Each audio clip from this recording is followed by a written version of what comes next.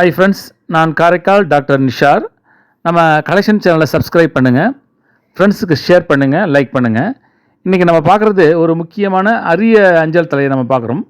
நமது இந்திய அரசாங்கம் 60 நையா பைசா மதிப்புள்ள இந்தியாவுடைய ஸ்டாம்பில் வந்து மௌலானா அபுல் கலாம் ஆசாத் அவர்களுடைய புகைப்படம் பதித்த ஒரு அஞ்சல் தலையை வெளியாகியிருக்காங்க. இது வந்து 1988ஆம் ஆண்டு வெளியிடப்பட்டிருக்குது.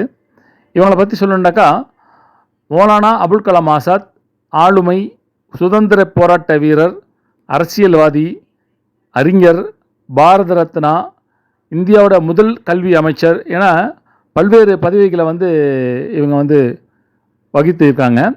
1947 முதல், அதாவது சுதந்திரத்துக்கு பின், முதல் சுதந்திரம் பிறகு இவங்க தான் முதல் கல்வி அமைச்சராக இருந்திருக்காங்க. இவங்க வந்து பார்த்திங்கனாக்கா 1888ஆம் ஆண்டு பிறந்திருக்காங்க.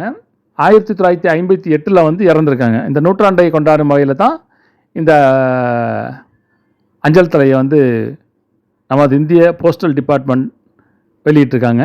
அதுதான் பார்த்துட்ருக்கோம். இதோடைய கருத்தை வந்து கமெண்ட்ஸில் வந்து பதிவு பண்ணுங்கள், ஃப்ரெண்ட்ஸுக்கு ஷேர் பண்ணுங்கள், லைக் பண்ணுங்கள்.